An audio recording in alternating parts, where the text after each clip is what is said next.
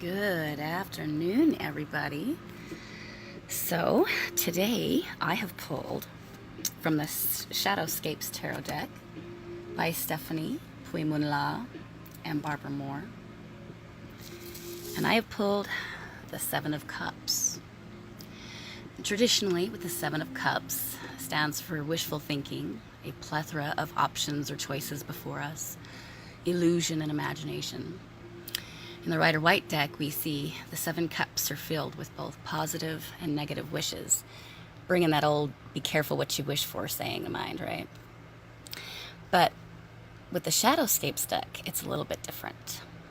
We see two figures, one female and one male, standing on the edge of a cliff. The female is pointing up at the castle in the sky. Stephanie has really represented that idealism of having stars in your eyes beautifully, with those two stars situated right above her gaze. This figure is excited and hopeful for the future. She wants to get to that castle, knows that everything's going to be perfect once she gets there. However, her mental focus is occluded by the moon. The man, on the other hand, seems to be more grounded in the reality. He's surveying a map, looking for a physical way to achieve his dream. The question, however, is whether that's a map to the castle in the sky or to the more attainable ones in the distance. This kind of represents the difference between, wishful thinking and acting upon our dreams. If we get all carried away in our fantasies and caught up in the illusion, there's a high chance that we'll kind of stay stagnant, get caught in a constant what-if modality. However, if we have a dream and we physically set out to achieve it, anything is possible.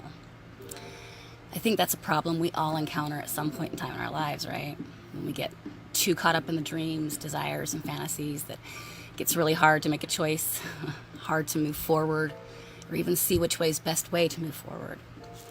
And that can be difficult to make that first step.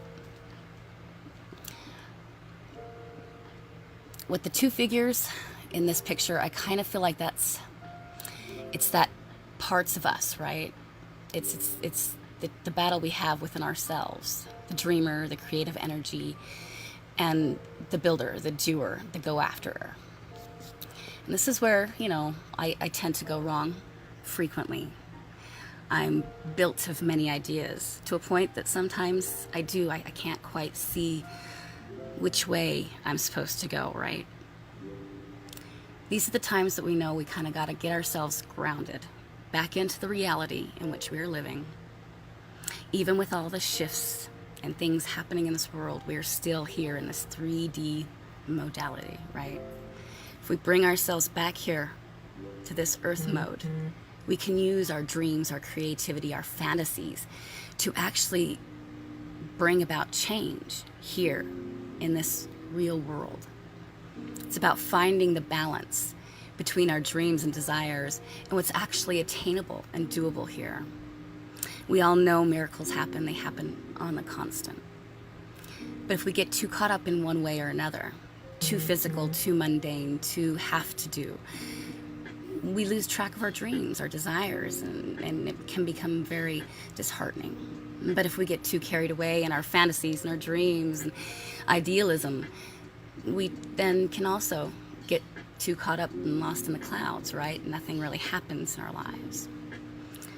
So it's about bringing that balance within ourselves, our dreamer and our doer, and working in harmony to bring about our dreams within this reality. It's such a beautiful card, and there's so much more that she says here. I mean, it's a wishful card. It's one that helps us to realize that we are not just one side or another. We are both. We are all.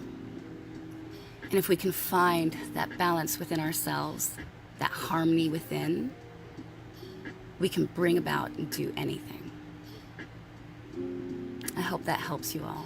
And I love you and appreciate you so much for being here. Until next time, have a beautiful, beautiful Thursday.